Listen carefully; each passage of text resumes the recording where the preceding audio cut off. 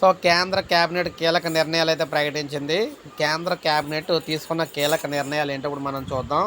ముఖ్యంగా రైల్వే ఉద్యోగులకు 78 రోజులు బోనస్ అయితే ప్రకటించారన్నమాట.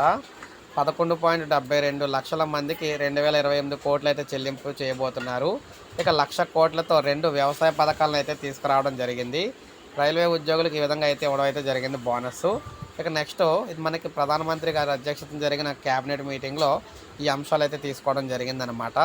ముఖ్యంగా ఇందులో చూసుకున్నట్లయితే వంట నూనెల దిగుబడికి ఊతం ఇచ్చేందుకు దేశీయ ఉత్పత్తిని పెంపొందించి స్వయం సమృద్ధి సాధించాలి. వివిధ చర్యలు చేపట్టడానికి వంట నూనెలు, నూనె గింజలు జాతీయ మిషన్ను కోసం 10,103 కోట్లతో పెట్టుబడి పెట్టడానికి కూడా కేబినెట్ ఆమోదం తెలిపింది.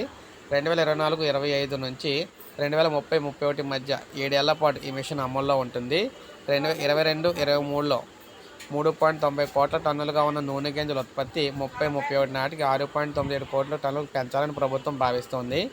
ఇక ఆహార భద్రత, వ్యవసాయ అభివృద్ధి చూసుకుంటే సుస్థిర వ్యవసాయము, ఆహార భద్రత సాధించడానికి ప్రధానమంత్రి రాష్ట్రీయ కృషి వికాస్ యోజన, ఇక్కడ కృషోన్నతి యోజన 2 పథకాలు అనమాట. పథకాల కింద 1,00,000 కోట్లు ఖర్చు చేయడానికి కేబినెట్ ఆమోదం తెలిపింది. ఇక మరాఠా, బెంగాలీ, అస్సామీ భాషలకు గుర్తింపు అయితే ఇవ్వడం జరిగింది. బెంగాలీ, మరాఠీ, అస్సామీ, పాలి ప్రాకృత భాషలను ప్రాచీన భాషలుగా గుర్తిస్తూ కేబినెట్ నిర్ణయం తీసుకుంది. ఇక చెన్నై మెట్రో రైలు 2వ దశకు కేబినెట్ ఆమోదం కూడా తెలిపిందనమాట. అక్కడ 2వ దశలో మెట్రో అయితే చేస్తున్నారు. అక్కడ 119 కిలోమీటర్ల మేర దీన్ని చేపట్టేందుకు గ్రీన్ సిగ్నల్ అయితే ఇచ్చారు. ఈ ప్రాజెక్టు కింద 3 కారిడార్లుగా మొత్తం 128 స్టేషన్లు అయితే నిర్మిస్తూ ఉన్నారు.